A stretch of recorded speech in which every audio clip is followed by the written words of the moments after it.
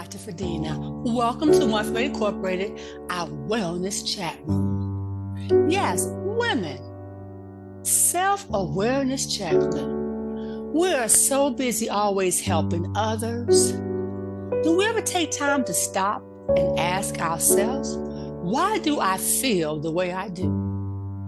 As we stop and be realistically understanding our emotions in relation to our thought patterns, maybe we can start understanding why are we feeling the way we are doing, and take the time out to feel that emotion, feeling, focus on that thought. And if it's not building us up, let's do a self-examination to find out what's going on with us. Because we begin to realize that certain decisions we make, as far as eating habits, drama, relationships, or not putting our best foot forward, is because of what's going on with ourselves. And we're not taking the time out for self-awareness. So that's not just you, me included, ladies.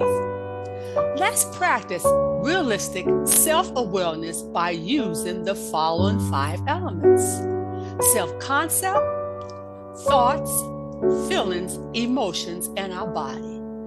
First, self-concept. How do you see yourself? Get that mirror out. Me, myself, looking at it. The mirror out, not only your physical, but also your spiritual mirror. How do you see yourself inward and out? Is it healthy? We need to make an adjustment, because who you think you are and say you are is what you become. So think about it. Are your thoughts lining up with your emotions and feelings to make you feel good about yourself or not? Look in that mirror. Let's not try to ignore it. Sometimes we try to run from ourselves, and look and really, realistically say to ourselves what we really think about ourselves. And as we think about that, how does it relate to our wellness vision, spirit, like I said, soul and body? Do you think you're healthy? Do you think you're successful? Do you think you're victorious? What do you think about yourself? Because it will come out in your word, action, deeds, and thoughts. So let's go into our thoughts. Note the thoughts, because what you think about goes into your soul, your emotions, goes into your feelings, and come out in your emotions, how you treat others. What do you think about yourself? Not what someone else has told you. What do you think about yourself? Why do you think that about yourself? And it's okay to think good, self-confidence. You're not being arrogant. You are building yourself up and not waiting other folks to build you up around you. So what are your thoughts about yourself? Are they healthy? You feel that you can be successful. Young ladies, you feel you can make that grade. You feel you can graduate. Ladies, you feel like you're a good mother or a good entrepreneur. How do you feel about yourself? Because now that we think about your feelings, what is your self-talk? Don't worry about others talking about you. What are you talking about yourself? As you think about that self-talk, from your thoughts, let's take it down into your feelings. As you think about what you're thinking about, is it making you feel good about yourself? Building up your self-esteem? Is it making you feel like you're rejected, low self-esteem, insecure? What's going on? Where that feeling comes from, it normally comes from the thought. And is that thought something that happened in the past? Your childhood life? Something happened recently? Why are you still focusing on that? Can you change that situation? Something happened well? No. But what can you learn from it? So as you're moving on from that, you want to see yourself successful. It doesn't mean everything's going to work out the way you want it to work, but that you do the best you could do in that relationship or that situation or circumstance. And stay away from the what if. Let's move forward. And remembering you're fearfully and wonderfully made as you're processing your self-concept or who you are, what you're thinking about, what you're feeling, because now your emotions. As you interact with others, how is your emotions to others? Because it's basically saying what you think about yourself or your relationships. So when you think about that, how are you acting towards others? Are you letting others influence your actions, making you not be the person you want to be? Are you letting others influence your thoughts, is going into your feelings, how you feel for yourself? And now that you don't really particularly care for how you feel because of what they said, are you letting it take you and push you into something that you know you don't really want to be? With that in mind, Okay, time to evaluate.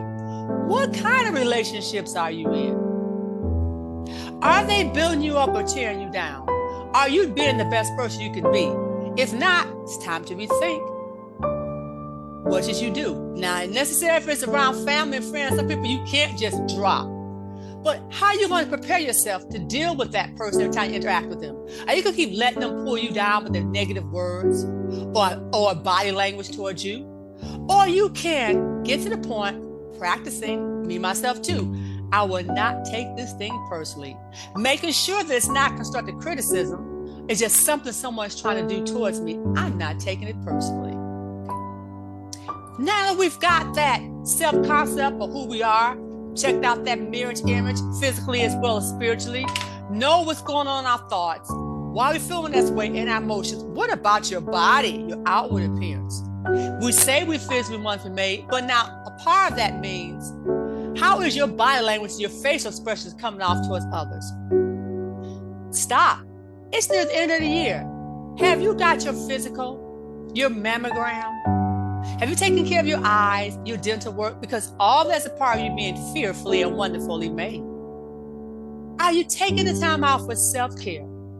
Not care for others, but self-care so you can continue to take care of others. You know what they say about that when you get on the airplane? They say before you can give oxygen to somebody else, give yourself some. So give yourself some self-care before you move on to helping others.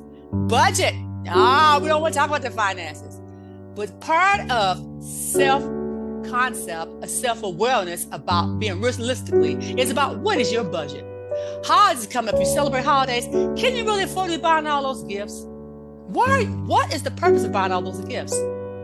Are your bills paid? Do you need to get help as far as your finances?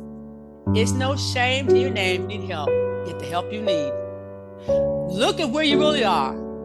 Don't mean you're going to be there this time next year, but it means you're starting to be realistic with your self-awareness of what's going on, not only in your spirit, soul, and body, in your bank account.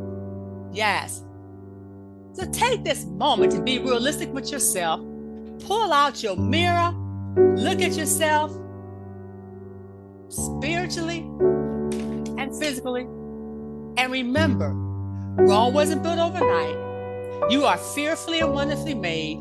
You can do this because you take a time out to checklist yourself, to know who you are, so that when you go forward with your wellness vision, you start from here and moving forward and going to be successful in everything that you put your hands to because you know who you are.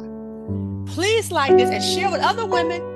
And remember, come back for some more self-care. And until the next time, remember, you're the head and not the tail because you are fearfully and wonderfully made. See you soon.